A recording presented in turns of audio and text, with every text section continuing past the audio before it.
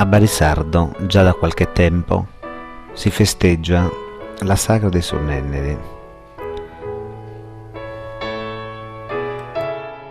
una tradizione rispolverata dall'intraprendenza di alcuni bariesi, desiderosi di conservare, trasmettere e far conoscere un'usanza dal sapore antico.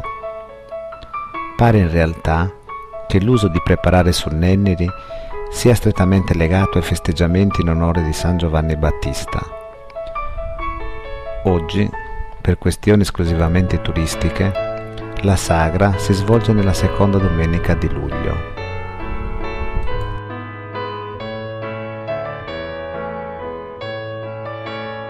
In località San Marina sorge già da qualche anno la chiesa di San Giovanni e in suo onore si preparano i nenneri destinati ad adornare la statua del santo e ad abbellire la processione a mare in ricorrenza della sagra.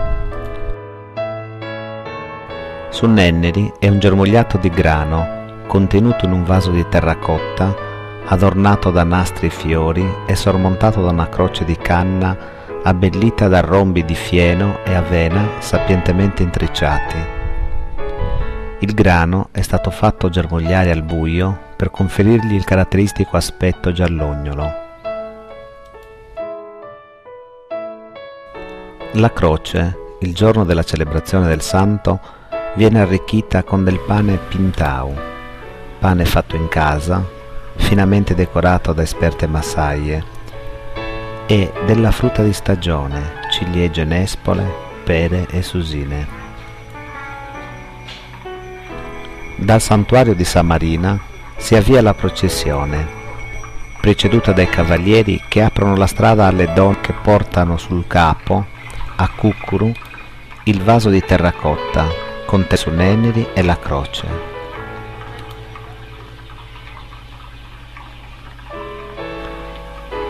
La processione è accompagnata dalla musica dei slaunedas, uno strumento atavico, musicale sardo a fiato, formato da alcune canne che ricordano vagamente le cornamuse. La processione si snoda lungo la via principale scortata dal gruppo folcloristico locale della Proloco, fino alla spiaggia antistante la Torre Saracena.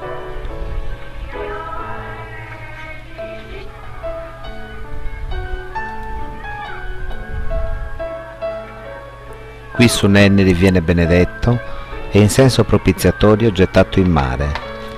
I partecipanti alla cerimonia staccano la frutta e il pane dalla croce, scambiandosi l'augurio di Atrus annus mellus, auguri per altri anni migliori. La Proloco intanto allestisce una tavolata e offre ai turisti su anni vintau e frutta di stagione prodotto paese.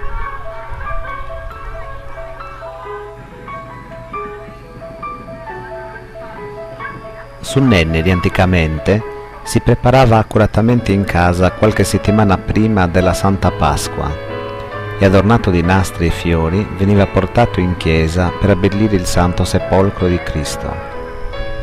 Il grano germogliato si opponeva alle tenebre della notte e assumeva, come la resurrezione, un significato di vita e di speranza.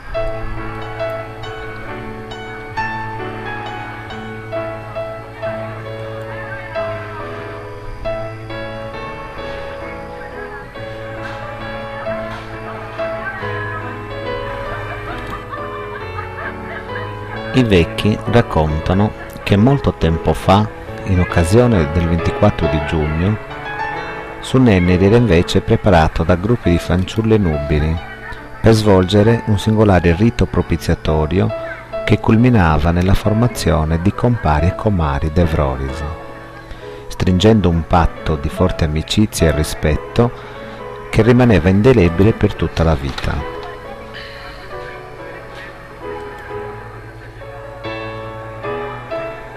Si organizzava la processione che si snodava per le vie strette e tortuose all'interno del paese. Inizialmente la festa aveva solo carattere pagano, lo scopo era quello di portare su Nenneri intatto al mare, inizialmente al fiume, dove veniva buttato in segno propiziatorio. Infatti, i germogli di grano rappresentavano la dea madre che doveva fecondare le acque del fiume e portare fertilità alle campagne. Perciò il magico giorno di San Giovanni rappresentava per le ragazze un augurio di matrimonio e di maternità.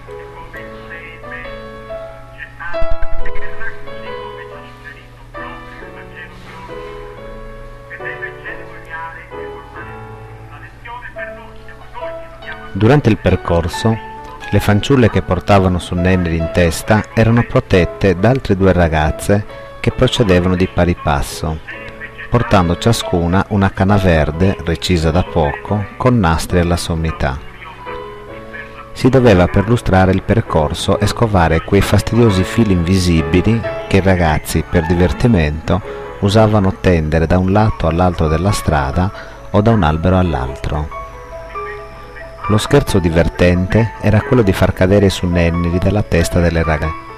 Questo gesto era comunemente interpretato come le forze avverse della natura che ostacolavano la dispersione nell'acqua del grano germogliato. Per scongiurare le cattive annate agricole si dovevano scovare e sconfiggere la forza malevole, il filo invisibile, e con la canna sollevare i fili tesi per far procedere su Nenneri verso la destinazione. Ma quando il corteo arrivava alla baia della Torre Aragonese, in Sommari dei Sominis, su Nenneri veniva appoggiato sull'arenile nel bagnasciuga e, privato della croce di canna, veniva buttato in mare. Le ragazze offrivano ai giovanotti la frutta e il pane che ornava la croce dei Nenneri in segno di amicizia. Al termine del rito, tutti insieme festosi tornavano in paese.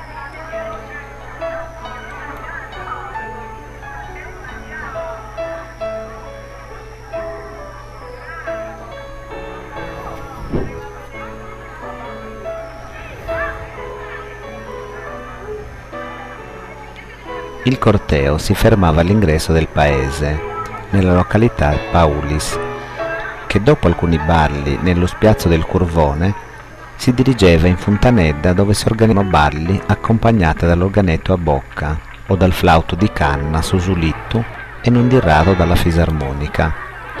Era una ricorrenza molto sentita dai giovani, un'occasione per socializzare, conoscersi meglio.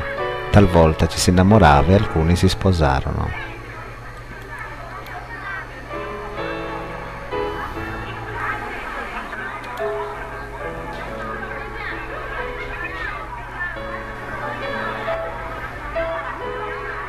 In realtà, la festa di San Giovanni era considerata la festa degli scappoli.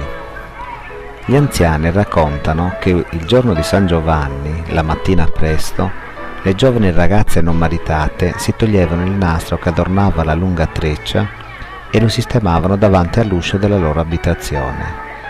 Di nascosto, da dietro le fessure della finestra, osservavano ciò che accadeva. La tradizione voleva che il primo uomo che passava o che sfiorava con il piede il nastro sarebbe poi diventato il loro sposo.